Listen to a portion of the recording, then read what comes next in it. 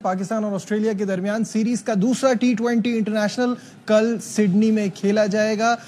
यहां मेजबान टीम को 1-0 की बढ़तरी हासिल है। पाकिस्तान को सीरीज बचाने के लिए कल का मैच जीतना बहुत जरूरी है। जहां इसी पे बात करने के लिए farmer fast bowler Abdul Rauf हमारे साथ हैं।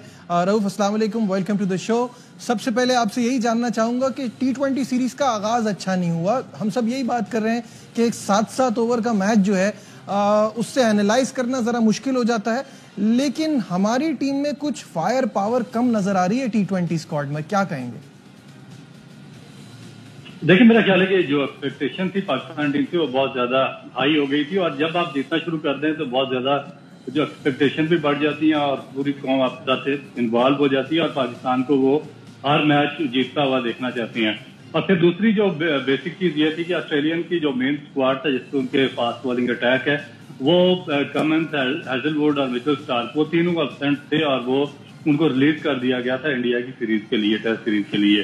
तो इसमें फिर बहुत ज्यादा एक्सपेक्टेशन थी क्योंकि पाकिस्तान में जो आपके जो सीजनल और जो बहुत ही जो इनफॉर्म प्लेयर्स हैं, एक्सपीरियंस प्लेयर हैं, बाबर आजम, रिजवान, सलमान आजवा, उसके अलावा आपके पास जो फास्ट बॉलर की बैटरी थी जिसमें नसीम शाह है, शाहीन अफरीदी है और उसके बाद हारिस रऊफ है, ये सारा एक कम्पैक्ट आपके पास टीम थी।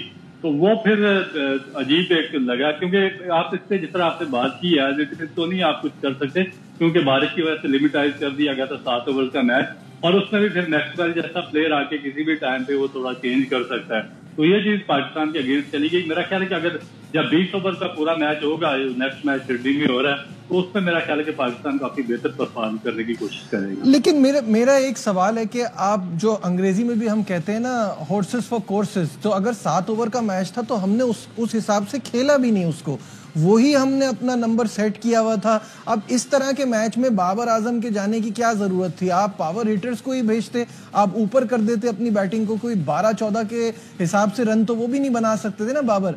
तो कहने का मतलब ये कि हमने उसकी कोई खास प्लानिंग ऐसी नहीं की। बैटिंग ऑर्डर में हसीबुल्ला इतने नीचे आ रहे हैं, फायदा क्या है? देखिए, मेरा ख्याल है कि पाकिस्तान को ये जो T20 आगे वर्ल्ड कप है उसकी प्रिपरेशन काफी पहले शुरू करनी चाहिए थी। आपको याद होगा कि जब ऑस्ट्रेलिया ने लास्ट 2023 का वर्ल्ड कप जीता इंडिया में, तो उसके बाद T20 सीरीज थी इंडिया और ऑस्ट्रेलिया की, जिसमें कंप्लीटली ऑस्ट्रेलिया की टीम चेंज कर दी गई थी और सारे के सारे नए लड़के इंडिया के खिलाफ खेले थे और इंडिया ने भी ऑलमोस्ट पूरी टीम चेंज की थी। और इस तरह ये जो दूसरे मालिक अपनी टीम को बिल्ड करते हैं, मगर पाकिस्तान ने अभी तक वो प्रिपरेशन का जो प्रोसेस है वो स्टार्ट नहीं किया। बाबर आजम को साथ लेकर जाना, उसको खिलाना T20 में, मेरा ख्याल है कि इसकी एक प्राइम एग्जांपल है शाहीन अफरीदी को कैरी ऑन करना, हारिस रऊफ को कैरी ऑन करना।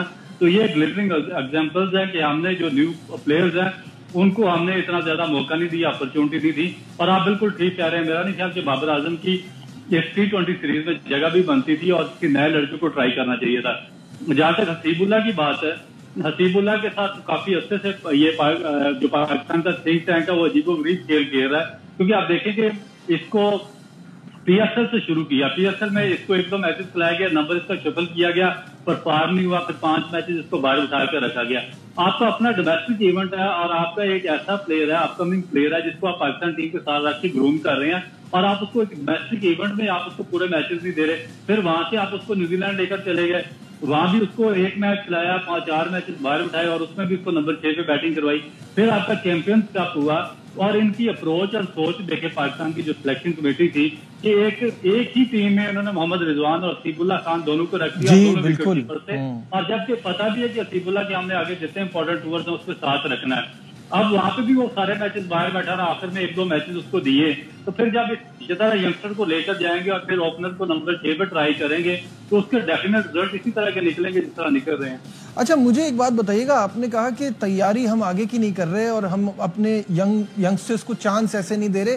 मेरे हिसाब से वो जो चांस देने वाली सीरीज होती है ना, वो होम में होती है या अगेंस्ट वीकर ओपोनेंट्स होती है। ये ऑस्ट्रेलिया जाके एक साथ इतने सारों को डालना, अब आपको, जबकि ऑल्दो साहबजादा फरहान डिजर्व करते हैं, सबकी परफॉर्मेंसेज हैं, बट वहां जाके इस तरह की कंडीशन में सब थोड़े से, मुझे लगा कि पैनिक था।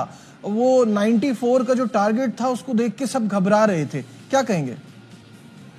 देखिए बिल्कुल, क्योंकि आपके 7 ओवर में जब स्टोनेस ने और उसके बाद मैक्सवेल ने टोटल सिनेरियो चेंज कर दिया था, और फिर 7 ओवर में जब आपको अर्ली शुरू में ही आपको एक जब दायरे में ही आपको 13 या 14 रन की एवरेज रिक्वायर्ड होगी, तो डेफिनेट फिर और देखिए ऑस्ट्रेलिया ने पाकिस्तान के बैटर्स को चांस भी नहीं दिया कि वो प्रॉपर क्रिकेटिंग शॉट खेलकर वो दायरा क्रॉस करें और 3 बाउंड्री ले। तो इस वजह से पाकिस्तान को ऊपर शॉट खेलना पड़ी, बड़ी शॉट पर जाना पड़ा, और उसमें उन्होंने विकेटें गंवाई हैं और एक कंप्लीट एक डिजास्टर होता चला गया।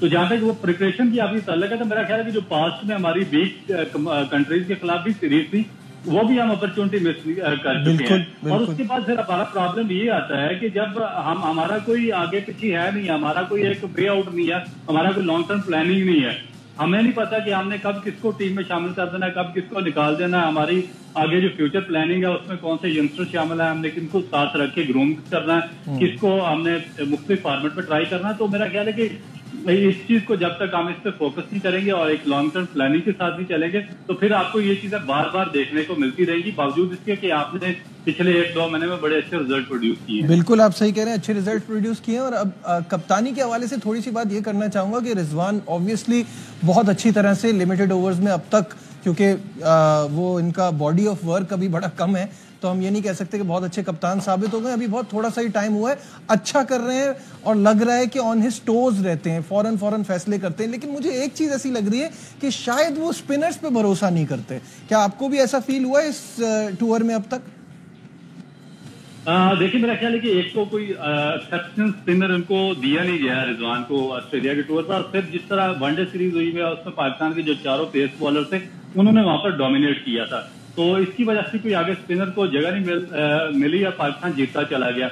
अभी भी मेरा ख्याल है कि एक स्पिनर की डेफिशिएंसी तो डेफिनेट है, मगर एक चीज मुझे पता है कि जब आप सब कॉन्टिनेंट में आकर खेलेंगे, जब आपको चैंपियन ट्रॉफी में खेलना पड़ेगा यहाँ पर, तो फिर आपको एक स्पिनर को डेवलप नहीं करना पड़ेगा, और जब तक आपके पास 2 अच्छे स्पिनर्स नहीं होंगे आप मैचेस नहीं जीतेंगे। मगर रिजवान के पास अभी मेरा ख्याल है कि क्योंकि फास्ट बॉलर्स वहां पे ऑस्ट्रेलियन कंडीशन में काफी सूटेबल चॉइस है, तो इस वजह से वो उन पे जा रहे हैं। लेकिन एक डिफरेंस डेफिनेट है, जो शान मसूद या आपके बाबर आजम है, उनकी और रिजवान की जो कैप्टनसी में बहुत बड़ा मेजर डिफरेंस ये है कि वो थे रिएक्टिव टाइप कैप्टन थे, कि जब कोई दूसरी टीम रिएक्ट कर जाती थी और पानी सर से गुजर जाता था, तो उसके बाद वो उनका रिएक्शन शुरू होता था।